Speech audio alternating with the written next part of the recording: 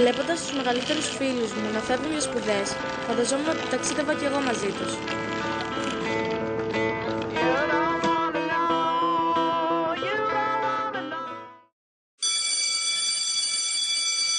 Με την Ασπασία, που ήμασταν μαζί από παιδιά, είχαμε μόνο ένα στόχο.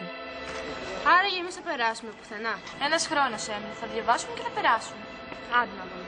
Λοιπόν, θα τα πούμε το απόγευμα. Δεν ξέρω αν προλάβω, θα δούμε.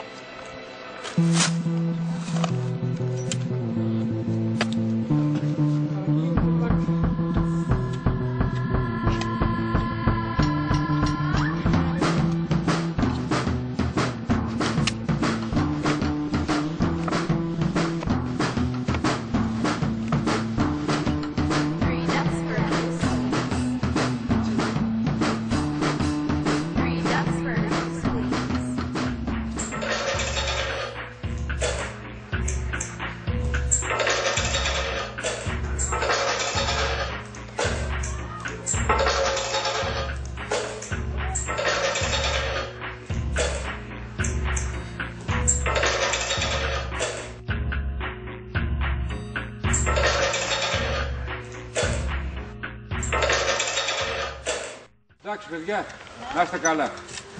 Μια χαρά τα πήγατε. Το καλό να πάτε παιδιά. Να είστε καλά. Παναή. Ευχαριστώ πολύ για τη βοήθεια. Να είστε καλά. Γεια σας. Καλή δύναμη σε ό,τι κάνετε. Γεια σας.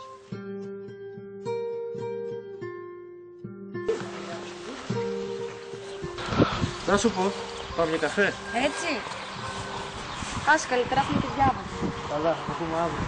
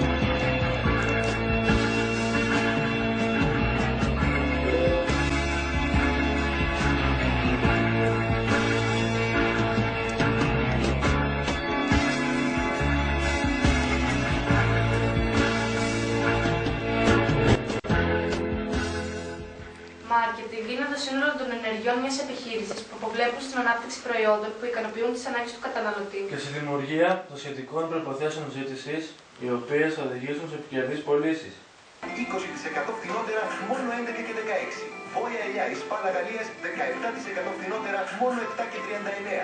Φέτα Τρυπόλεως 30% φθηνότερα μόνο 5 και 85. Άλτης 3 λίτρα 32% φθηνότερα μόνο 9 και 82. Πάνες Λίμπερο νούμερο 4 50% φθηνότερα μόνο 9 και 23. Και Διεξάν 66 έως 70 μεζούρες 45%.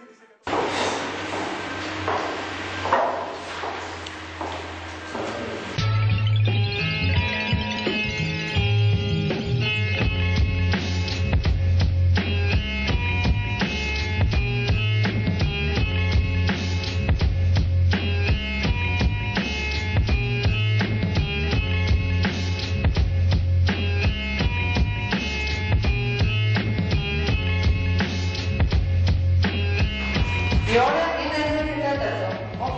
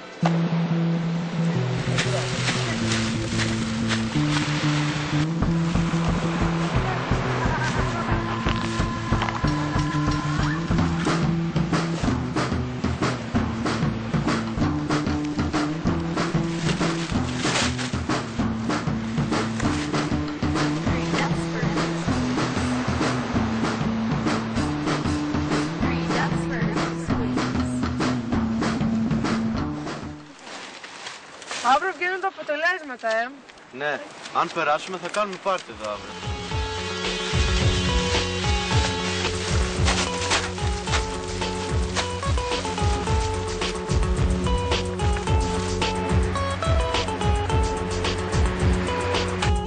Τα αποτελέσματα βγήκαν. Εμείς περάσαμε. Όμως... Στασία.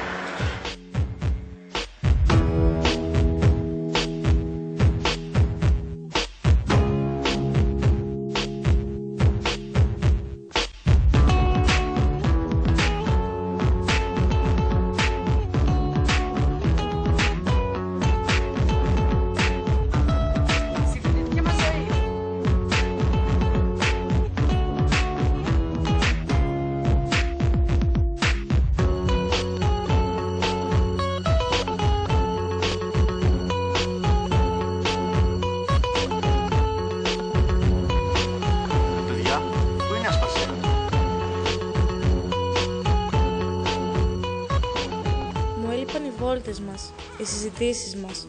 Φοβόμουν ότι δεν θα ξαναγελούσα μαζί της, ούτε θα ξαναέγλαγα πλάι της. Μου έλειπαν όλες εκείνες οι μικρές στιγμές μας. Ένα λάπτοπ και ένα κινητό, σαν τύχη ψηλά την κρατούσαν μακριά μου. Ακόμα και όταν ήταν δίπλα μου.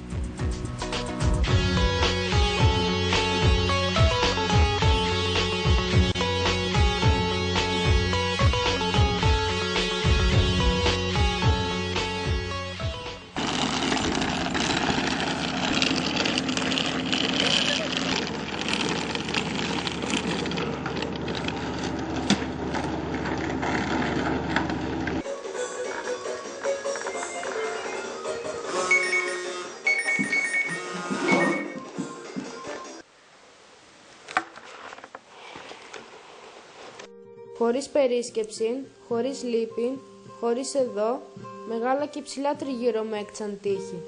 Και κάθομαι και απελπίζομαι τώρα εδώ. Άλλο, δεν σκέπτομαι. Το νου μου τρώγει αυτή η τύχη. Διότι πράγματα πολλά έξω να κάνω ήχον. Α, όταν έκτσαν τα τύχη, πώς να μην προσέξω. Αλλά δεν άκουσα ποτέ κρότων κτιστών ή ήχων. Ανεπιστήτως, με έκλεισαν από τον κόσμο έξω. Έλα, πάμε, δεν θα έρθει.